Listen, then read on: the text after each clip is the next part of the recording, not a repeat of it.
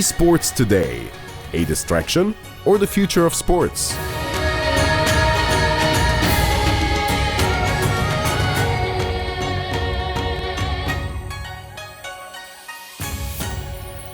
This one, yeah.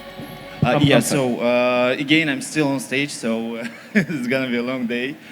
We have 25 minutes to take a lot about esports and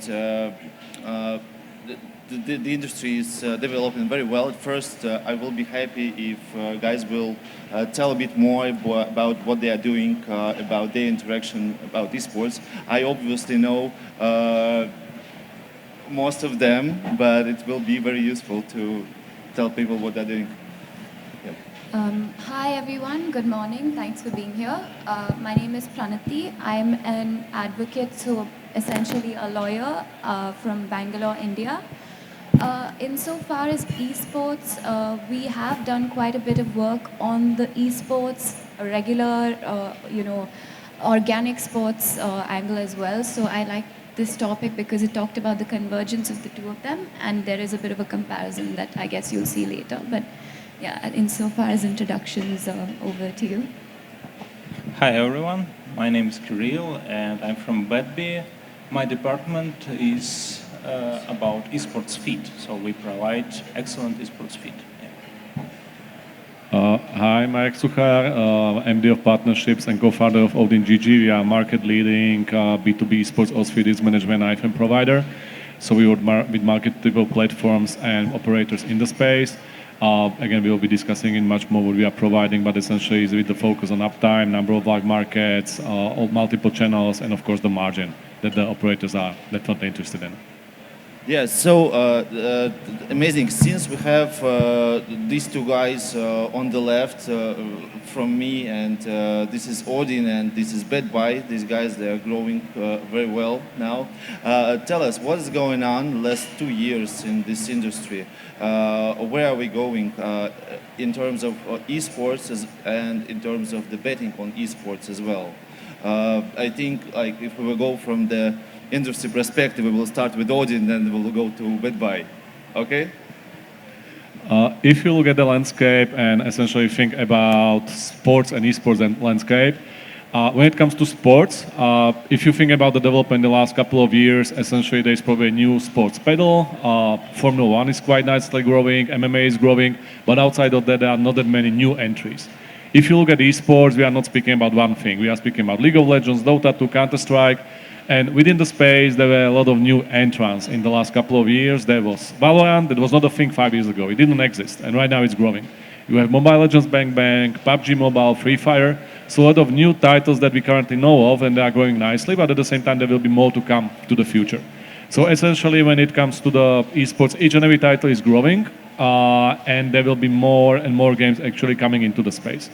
In addition to that, what is quite important to mention when it comes to specifically esports betting as such, we are also not speaking about esports in general as one thing. We are speaking about quite two distinctive things. One is the traditional core esports, such as Counter-Strike, Dota 2, League of Legends, which are growing essentially for the last 10 years, and they will continue to grow quite steadily. They got a small bump when it comes to COVID, but they will continue to grow.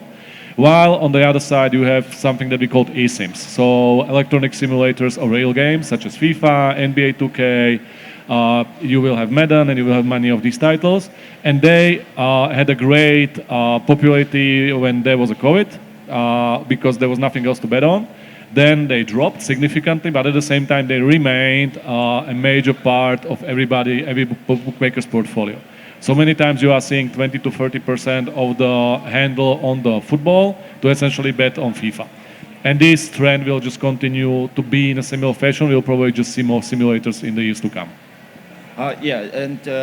Kirill, since you see the bigger picture, I would say, and comparing to other sports, we see that the market in general is growing. It's growing 2 digits a year in average.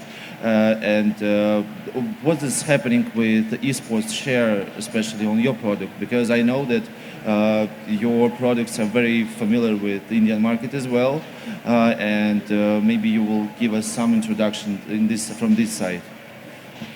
So Actually, as Marek said, esport has incredible rise in pandemic period. So right now, in 2022, the share of esports decreased by 80%, and in pandemic period it was about 30%. But right now, actually, happening very interesting things. Esports is growing step by step, slowly but organic. And for this year, share of esports, it's about 21%, and it's still growing.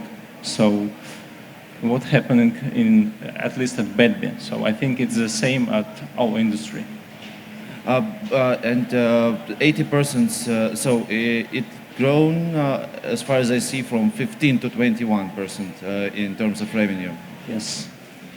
Oh, that's a huge growth. It's in the last year. In the last 2 years, yes. After post-pandemic period, I can say. And I think you all are buying the rights, and how actually the process of bringing esports to the platform looks like from technology perspective and from the legal perspective as well. It will be great to understand. I've heard that a lot of esports events are happening now in India, and how do you deal with it? Right. So from the technology legal perspective, usually it's licenses that you take from publishers. So actually very recently we had an interesting situation where we worked with someone structuring an esports league in India for Free Fire. And everything was in place. We bought the license, all of that ready to go, franchisees, teams locked in, players ready, and India bans Free Fire. So it works, but it's very volatile right now, especially games that come in from the Chinese market. So that's the thing, actually, even when you think everything is ready, your technology is in place, your license is in place, your contract is in place, it's still a little risky. So part of what I actually wanted to bring up here was securing yourself contractually is something that's very important. Something like a change in law that could upend everything. So yes, it's a pretty straightforward process insofar as licensing it, but you never know what's going to happen thereafter. So you mentioned that some games are going from China, and this is I'm not very familiar with the Asian market, to be honest, and I see good growth of 𝐂𝐭 in Europe and all over the world. I see that Dota is growing, but a bit not so booming as Counter-Strike, as from my point of view.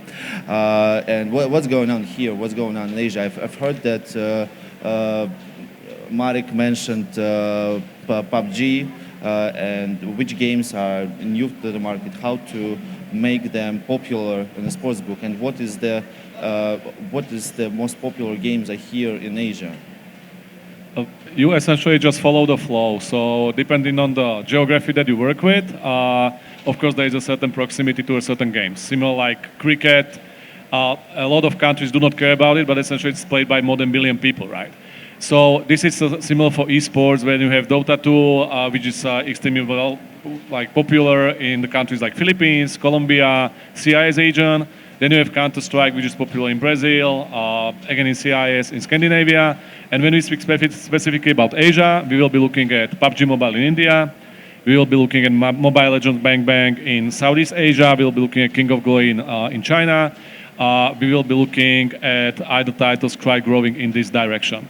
And similarly, as it was said, with PUBG Mobile, there was also the situation where the game is extremely popular in India, but because it's from the publisher from China, essentially at some point in time, government banned it, then they unbanned it. So you just need to follow the flow also and understand what is happening in the esports ecosystem, because suddenly that game can't be played in a certain country that you operate in. So even though it was popular, there might be a couple of limitations to that. So definitely when it comes to Asia, we are looking at a lot of new titles that are coming into the scene. But there's also some, let's say, specifics when it comes to geopolitics to it, which games are popular and will become popular as well. The next question is, Sometimes operators, esports is a very easy place to go in at the moment because if you want to buy the sponsorship in EPL, in like Series A, in any major league, this is a nightmare. You will be so restricted. You will need to do so many unnecessary stuff to prove that you are legit, to send the photos of your grandmother, to show all the bank statements, to get all possible licenses here. And for esports, it is very easy to make your own tournament. And as far as I see, lots of gaming operators, they are hosting this event by themselves. So here is, I think this is the question. I'm sorry, it will be for Marek again. How do you deal with the operators who are hosting these tournaments, and how do you get the data from that? And the other question will be to Pranati, is how it is risky for the market itself if the betting company is sponsoring and organizing the esports tournament. I would definitely want to hear from Pranati also from the perspective of a publisher because it's an interesting topic. I wouldn't say it is that easy. It is relatively easier in the titles like from Valve, Counter-Strike and Dota 2. But when you look at League of Legends, the publisher, which is Riot, they do not allow you to sponsor either teams or the leagues. So essentially, it is not about like some limitations they will put on you. You can't do it at all because betting is prohibited. Because many of the titles are also associated with Tencent, which is a Chinese publisher, such as King of Glory, essentially you can't do that either. So right now, if you look at the landscape, many of the publishers are not willing to go into this territory because of their ties to Tencent mostly. When it comes to Valve, you can definitely do it, but there can be some limitations, and usually price points are not necessarily that cheap. So going into the esports, you can do a lot of marketing activations and other things yourself. But when it comes to sponsoring the tournaments, other teams outside of Dota 2 and League of Legends, it is quite a limited territory. Yes, I would agree with you there. At least from an India perspective, betting companies sponsoring is an absolute no-no, not even for games, but for anything else. People do try to surrogate it sometimes, and there are limitations to that as well. But since gambling in itself is not legal, we don't really see much of this, at least happening on the up and above board. So. Oh, okay, this is clear. And for esports, I've heard that this is not. Of course, we have this list of the questions, but since we're here and we have to go a bit out of the agenda, tell me, Kirill, what's going on with transparency in esports and with high-risk betting, and how many suspicious games do you see in on your sportsbook in esports? Is it more risky than real sport or not? I think it's the same level as real sport because a lot of people want to, I can say, easy money, And we see how in soccer, for example, in 4th division in Thailand, can be a fixed match. And we see the same at Dota 2 of League of Legends. No, League of Legends. I think in Dota 2, CSGO, a low-tier tournament, have a risk to a fixed match. But it's really hard to find it, and some penalties for this team, this tournament, it's really hard. What we can do is create some blacklist of these teams, these tournaments, and don't provide, for example. But it's a tricky question actually, because industry are young, and it's just building right now, and a lot of risk of this fixed match. But I think in the future, this level will be decreased. So right now it's I can say about maybe 5% we can see a weird events per month maybe. Yeah. I'll just quickly add to that, exactly like the industry is growing, you have many times people that are underage on the player side that are coming into the scene, they don't understand even what match fixing as such is. They are just having fun, they are at a tournament that prize pool is 5K. If they can bet against themselves, they can get 10K. So they are probably looking at it pragmatically without understanding the implications. What we are doing on our side, on ODGG side, is that we have 80 to 90% of the volume with our clients essentially goes through our risk management.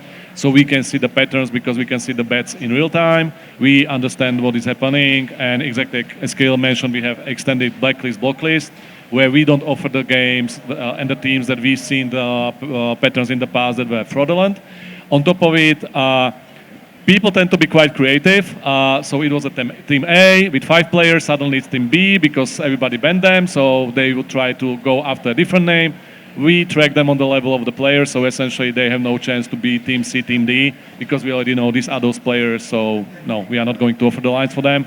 And as soon as there are no lines, there is no match fixing because you can fix the match, but there is no monetary value if you can't bet against yourself somewhere. So we are protecting the clients in that regard.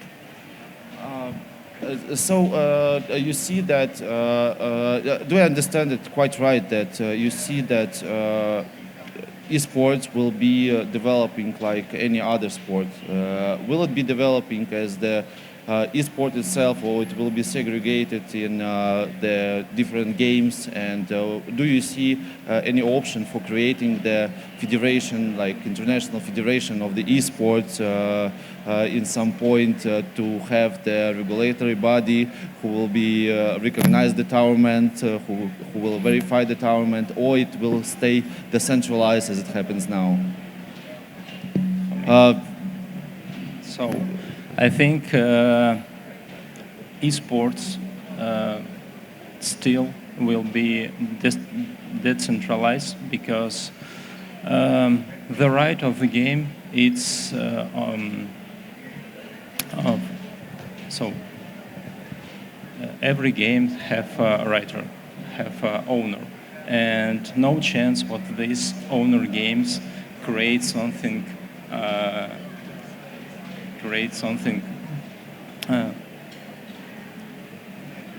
Some regulator, yeah, like the federation. Because it's competitors and something like this.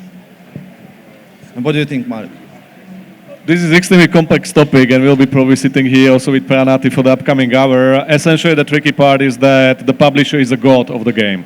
Publisher develops the game, he controls the game, they can do whatever they want with the game, also within the regulatory framework, but we are looking at the global games where essentially you have, more than 130 states, they will not influence the game that much.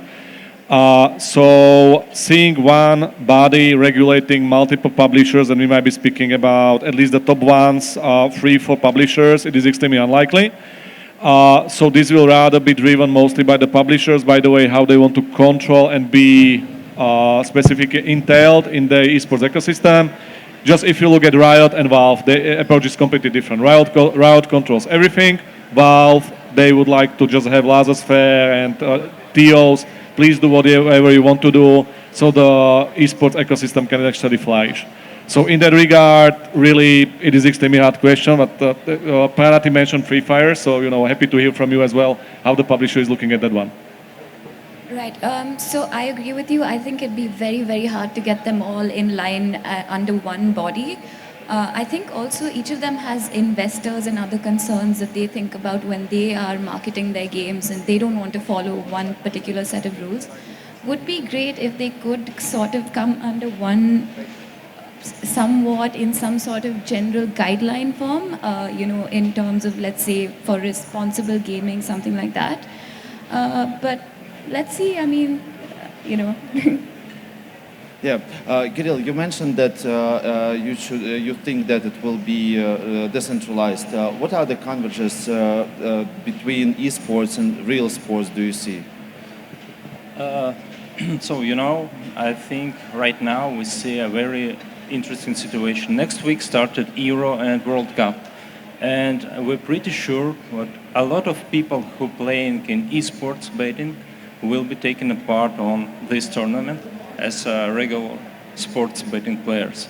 So after that two big tournament, it was a big, I can say, a big hole without a good sport tournament. So before, like I can say, England Premier League started, it was about 1 month. And this period, it's a good period for translate to a regular sport player to esports. So I can say it's not about competition between sport and esports right now. It's about just sport. I can say esports became a regular sport product. So maybe after 5 years, we don't use esports term anymore. It's just become a regular sport. Okay, and since we're here in Manila, I would like to ask Marek, what do you see would be the biggest challenges for the bookmakers in terms of esports here in Asia, especially? In general, the challenges, we touched them slightly. Esports is here to stay. Like it is not going away. If you speak to the younger generation, many of them will rather play games than essentially go and play like physical sports. I don't want to judge that, but this is a hard reality of life. What is going to happen is for sure that when you look at the challenges in Asia that we are seeing from the partners that we speak to, from the prospects that we speak to, they have the decent esports volume, but at the same time they have troubles monetizing it. And many times this is the reason where many of the other odds feed providers essentially are looking mostly at the sports, and they do understand sports. But if you have the models in sports, you can actually have them, probably something that worked for you 5 years ago will still work now. In esports, you have new titles coming, so you need to have new markets. You have new models. You have new markets, such as game duration, number of kills over under. You need new models for that, even within the same game. On top of it, the esports is very specific when it comes to patches. So every couple of months, the game is changed. It is adjusted. The models that worked for you 6 months ago, they might not work anymore. So essentially, given how many games we are speaking about, what is the complexity of the games, and because of the constant patches, it is very hard for many of the bookmakers to essentially have the in-house knowledge to adjust the models, have the proper trading, have the proper access to all of that. So they are relying on the companies like 𝐂𝐤𝐴 and the other experts in the industry to be the kind of guiding force for them and the advisors on their esports journey when it comes to marketing, when it comes to uptime, when it comes to number of live markets and all of that. And at the end of the day, it's about margin. Unless you have a solid partner, it many times can happen that your margin is extremely low. Even you might be losing money on specifically on esports because it is very complex, it is very specific, and it's constantly shifting. So one advice to that, if you already see a volume or if you want to invest, definitely search the expertise on the market for the likes of 𝐂𝐤𝐴. So I can say essentially they can help you to either establish yourself on the market or essentially significantly improve your GGR on your current volume. It was a good pitch, and you mentioned that you are bringing new disciplines, new types of sports. And Kirill, how market does react on something new which comes to you in your sports book? How to convert it?